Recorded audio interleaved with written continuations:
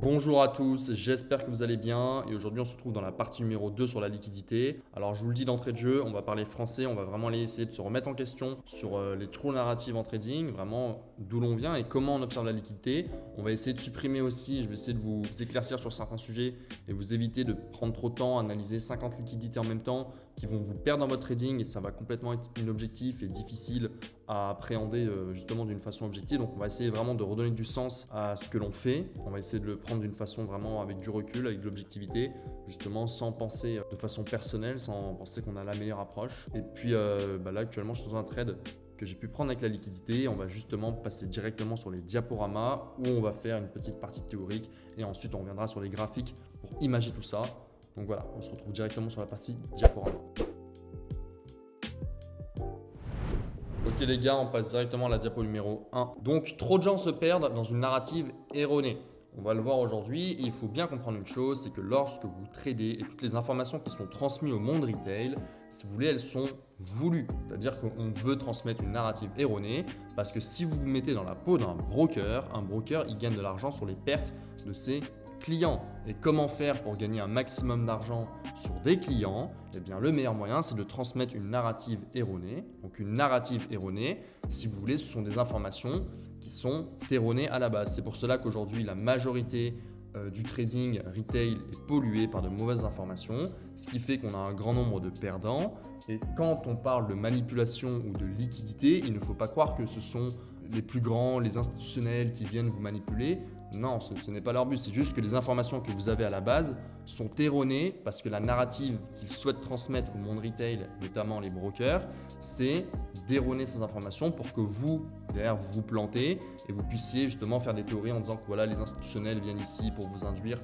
Non, ça c'est faux, il faut bien comprendre une chose, c'est qu'à la base, l'information est erronée, il faut justement essayer d'inverser votre récit pour aller dans le bon chemin. C'est ce qu'on appelle aller dans la true narrative en trading. C'est ce qu'on va essayer de voir aujourd'hui.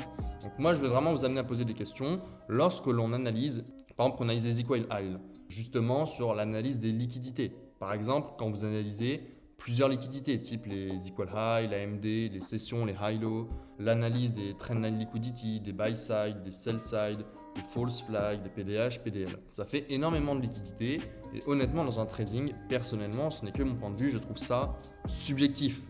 Dans le sens où vous allez avoir énormément de liquidités qui se dessinent en même temps sur le graphique et avec toutes ces liquidités, ça peut vite devenir compliqué, vous pouvez vite vous perdre et définir des targets finalement qui sont peut-être moins objectives, peut-être trop rapides et puis ça va vite et puis l'objectif vraiment c'est de pouvoir prendre des transactions qui sont majeures donc avec un certain nombre de pips et je trouve honnêtement qu'en analysant donc 1, 2, 3, 4, 5, 6, voire peut-être même plus pour certains, 8 liquidités en même temps, c'est compliqué de fournir un trading qui soit cohérent et simple. Parce que finalement, l'objectivité en trading, ce serait que vous ayez la capacité d'expliquer votre stratégie à un gamin de 6 ans, à une grand-mère qui n'a jamais fait de trading et qu'elle puisse comprendre ce que vous faites. Là, on aura un trading qui est simplifié, qui marche très bien et qui a une compréhension profonde. Et l'objectivité, pour moi, c'est ça, c'est la capacité à expliquer une stratégie de façon très simple à quelqu'un qui n'a jamais fait de trading. Et si elle comprend, c'est top, ça veut dire que votre stratégie, elle est très bien. Donc, on revient aussi sur induire la psychologie des masses en erreur. Comme je vous l'ai dit, ça, c'est aussi une narrative qui est erronée. C'est que le message, à la base, il est déjà erroné par les brokers. Donc, par exemple, quand on transmet une information type les supports, les résistances, ou quand deux EMA se croisent, on va vendre ou acheter direct ici, ou d'autres récits qui sont transmis, ils sont déjà erronés à la base. Donc, le but, c'est justement d'aller dans la narrative inverse et de comprendre quel est le vrai message et comment eux, plutôt, essayent de voir les graphiques et traitent de cette façon-là. Donc là, quand je parle de eux, je parle des institutions, je parle des personnes qui échangent et qui, eux, possèdent la vraie narrative. Et tout l'objectif du trader retail, c'est de s'inspirer des plus grands et essayer d'aller comprendre la vraie narrative. Donc on passe directement à la diapo numéro 2. Donc l'analyse de la liquidité. Quand vous analysez la liquidité, vous allez juste analyser les frais d'une transaction représentés à un moment T. C'est-à-dire que dans la vidéo précédente sur la liquidité numéro 1, on a vu comment une transaction se mettait en place. Eh bien, l'analyse de la liquidité, c'est simplement être capable de repérer les frais d'une transaction à un moment T. Et ça, on va le voir juste après dans la décomposition de notre cycle de liquidité pour justement trouver où se trouvent les frais d'une transaction à un moment T. En tant qu'analyste technique, vous ne devez pas vous compliquer la vie. Et ça, c'est ce qu'on a vu avant. Ça ne sert à rien d'avoir 56 000 visions ou 36 000 types de liquidités, vous allez vous perdre d'une façon non objective. Et ça, ce n'est pas le but du trader, ça doit rester simple et cohérent. Personnellement, dans mon cas, je n'utilise que 3 types de liquidités. Ça me permet largement de pouvoir prendre des transactions qui sont cohérentes tout en restant serein et bien sûr de ma stratégie sans jamais avoir de doute. Puis si je prends un stop loss, ça rentre parfaitement dans mon plan et je sais que le prochain sera certainement un winner. Et tout est question de narrative, c'est pour ça que je vous ai dit qu'on doit se questionner sur les trendlines, les equal high, etc. et tout. Rappelez-vous bien une chose, d'où vient l'information. L'information est souvent transmise donc des brokers et ensuite vous avez tout un tas de gens qui vont s'amuser à vendre des signaux, vendre des formations, etc., etc. Sauf que la narrative, elle est erronée et c'est une volonté. Toutes les personnes qui font des signaux ou qui vendent des formations souvent travaillent avec les brokers ou alors mettent des liens d'affiliation. Et comme je vous l'ai rappelé, le but du broker, c'est que vous perdiez de l'argent. Donc, ils travaillent ensemble, ils ne vont jamais vous transmettre des informations qui sont cohérentes. Donc voilà pour cette partie, on passe directement à la partie numéro 3 sur la décomposition du cycle de liquidité. Donc le cycle de liquidité va se décomposer en 3 parties. En premier lieu, on va avoir la partie de manipulation. Donc type, on est dans le cycle haussier, vous allez avoir une partie de manipulation, donc c'est-à-dire donc une manipulation d'ordre, ce ne sont pas les grands qui vous manipulent, c'est juste la narrative objective, on va dire.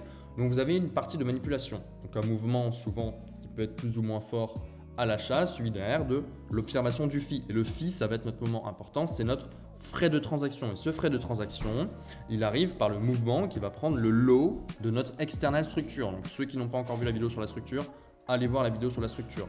Il prend le lot de notre external structure, on attend des confirmations LTF qu'on ne verra pas dans cette vidéo, et ensuite le mouvement transactionnel se produit. C'est la même chose dans le cas baissier, donc vous êtes baissier, vous avez votre point de structure à la baisse, donc votre petit point haut qui subit donc la partie de manipulation. Ensuite, on a l'observation du FI, donc on vient créer notre frais de transaction. Et une fois que votre frais de transaction est créé, on va avoir le mouvement transactionnel. Donc encore une fois, il faut bien comprendre ça, c'est qu'avant de prendre une transaction, vous devez observer un frais de transaction. Et ce frais de transaction, c'est votre liquidité. Donc là, on vient de voir un type de liquidité qui fait partie du cycle de liquidité. Moi, c'est comme ça que j'utilise la liquidité, c'est comme ça que je la vois. Et à chaque fois pour prendre un trade, je vais devoir observer mon FI.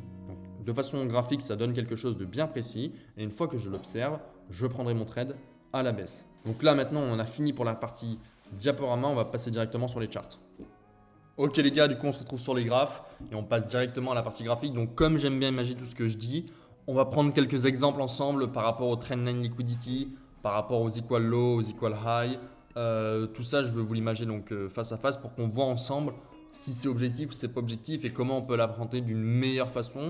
Et moi, je vais vous montrer aujourd'hui pourquoi, selon moi, c'est pas forcément très objectif. Donc ici, j'ai mis la checklist du cycle qu'on verra ensemble tout à l'heure et qu'on étudiera ensemble sur les graphes. Là, actuellement, vous voyez que là, le trade que j'ai pris au début du live en train de plutôt bien se dérouler. On va voir comment ça se peaufine. Et donc maintenant, on va directement prendre quelques exemples au niveau des equal low, des equal highs, des trendlines, etc., etc. Donc par exemple, là j'ai sélectionné un cas qui était intéressant pour moi, c'était celui de ces equal high. Ici on a des equal high qui se dessinent, d'accord. Et ici on a une prise, d'accord. Donc tout le monde, ceux qui traitent les equal high ou low, peuvent se dire c'est peut-être une prise de profit ou alors c'est un moment pour trader un reversal. Mais moi ce que j'observe dans l'autre sens, c'est que quand on regarde notre cycle, et c'est pour ça que je vous dis que selon moi c'est pas très objectif, quand on regarde notre cycle, d'accord, on se trouve dans quelle phase? Phase numéro 1, phase de manipulation, d'accord. Phase numéro 2, on fait quoi? On va chercher les fees, donc les frais de transaction, d'accord. Donc en fait, on se trouve dans la phase numéro 2. Donc c'est-à-dire qu'on est dans une phase où certes, on va avoir un petit mouvement baissier, mais pour faire quoi? Pour derrière venir sortir ce mouvement-là.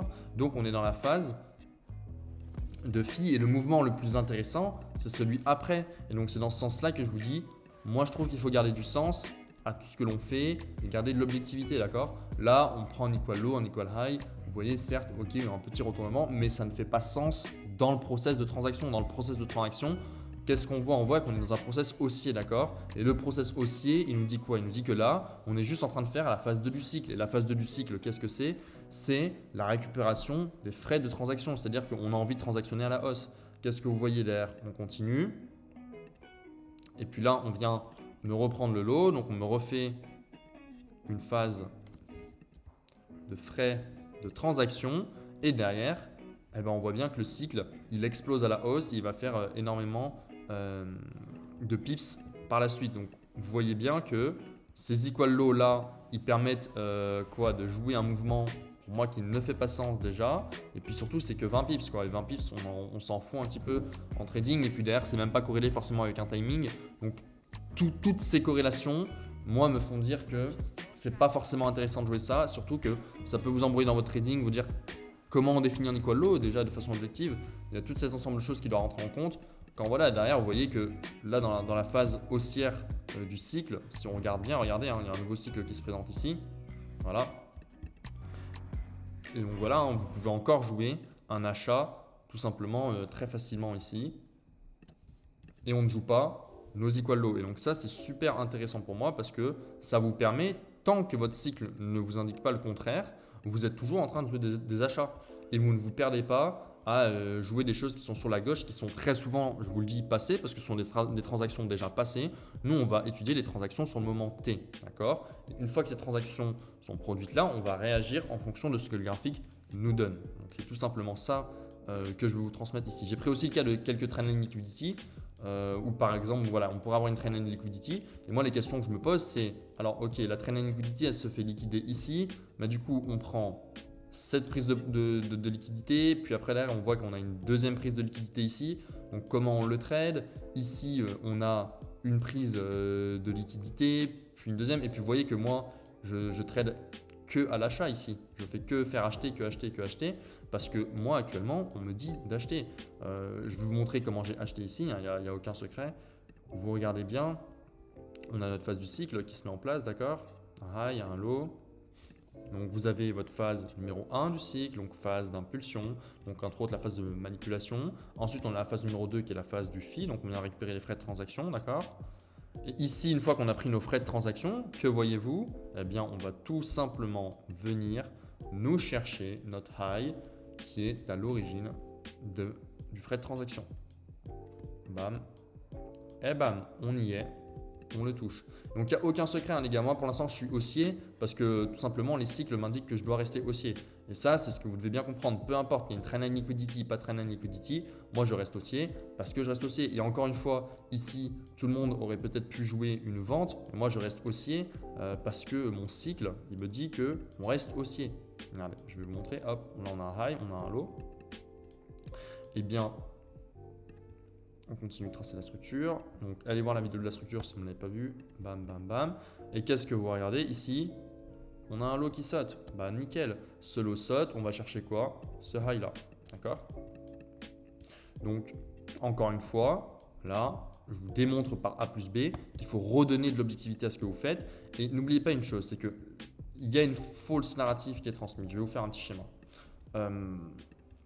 Ici, vous avez, si vous voulez, toutes les institutions financières qui vont représenter les exchanges, les banques d'investissement, les hedge funds, les fonds de pension, etc. Et toute cette partie ici que je dessine, c'est ce qu'on peut appeler entre autres la smart money en trading. D'accord ? Ce sont les gens qui dirigent réellement la finance, qui ont contrôle sur la finance, qui font ce qu'ils veulent. Entre ça, cette partie-là donc de la smart money, et nous, il va y avoir les brokers. D'accord ? Et les brokers, ils font l'intermédiaire avec nous. D'accord ? Eh bien, eux, leur volonté, c'est qu'on transmette une fausse narrative parce que les deux travaillent ensemble. Et donc, la fausse narrative, il faut la transmettre à nous. C'est pour ça que les informations qui circulent en trading sont dans la majorité du temps erronées. Et donc, qu'est-ce que l'on fait? Nous, on va sur les marchés financiers, d'accord, avec des informations de façon erronée. On ouvre des ordres sur les marchés financiers et on perd de l'argent qu'on redonne à qui? Aux brokers. Et cet argent, il revient directement aux banques d'investissement, puisqu'elles détiennent les brokers, elles reviennent directement aux hedge funds, aux fonds de pension, etc., etc. Donc vous devez bien comprendre cette schématique-là, c'est-à-dire que tout ce que l'on vous dit, il faut aller à l'inverse. C'est pour ça que tout ce qui peut être equal low, equal highs, etc., etc., je trouve ça un peu subjectif. Moi, j'ai essayé de prendre la narrative inverse, c'est-à-dire faire tout l'inverse de ce que l'on veut transmettre pour justement trouver la vraie narrative et fonctionner avec la narrative qui est proposée. Donc là, j'aimerais bien vous montrer en direct live le trade là que j'ai pris. Ah voilà, j'ai un exemple pour le direct live. Voilà. Par exemple, ici, on se retrouve avec un equal high, d'accord? Et on vient faire une récupération. Et puis voilà, vous voyez bien que là, l'equal high, il vient directement de se faire sortir. Donc pour moi, ça montre quelque chose de peu objectif. Donc là, ce que j'attends vraiment pour mon trade, c'est qu'on vienne chercher mes plus hauts. Je vais essayer de vous trouver un autre objectif, un autre trade. Donc, ah oui, par exemple, ici, j'ai un autre exemple aussi sur les equal high. Donc ici, vous avez votre equal high. Voilà, et vous voyez qu'on vient les chercher. Et puis directement, on fait juste une mini baisse derrière. Mais le cycle, qu'est-ce qu'il fait? Il continue de monter. Hein. Donc il continue de monter pour aller chercher des plus hauts. C'est pour ça que je vous dis, on ne doit pas s'arrêter uniquement sur ces niveaux-là. Maintenant, vous regardez, on a une phase de cycle ici, d'accord, qui se dessine. Donc on a la phase comme ceci. Donc on a nos plus hauts, nos plus bas et nos plus hauts, d'accord. Et bien là, on va juste prendre un trade dans ces niveaux-là pour aller chercher ce lot-là en première target. Et vous voyez que ça fait du sens parce que le prix, il ne va pas chipoter 50 ans, il va directement venir sur notre target, faire nos TP, etc., etc. Et après, il faut vraiment réfléchir en termes de prise de profit. Qu'est-ce qu'on fait au niveau de l'euro-dollar? Il faut avoir une analyse aussi fondamentale. Il faut pousser la chose un peu plus loin. Le graphique ne suffit pas uniquement. Ici, encore une fois, on a des equal high, des equal low. Peut-être que tout le monde aurait pu penser prendre un trade ici et arriver au niveau des equal high et des equal low pour faire une target. Finalement, qu'est-ce qui se passe? Le prix se retourne avant pour une raison bien précise et il vient tout simplement vous BE, vous sortir et vous ne comprenez pas pourquoi il n'a pas été chercher les equal high maintenant.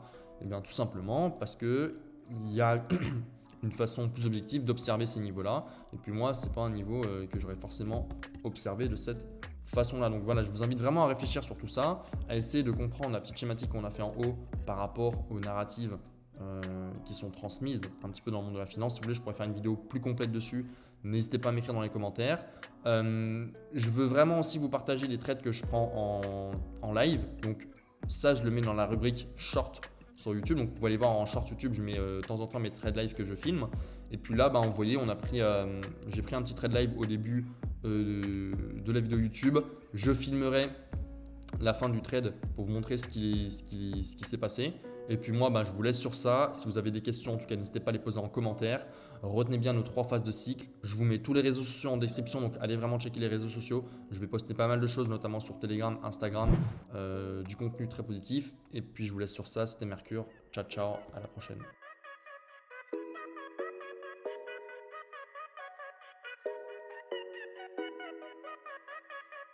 Baby.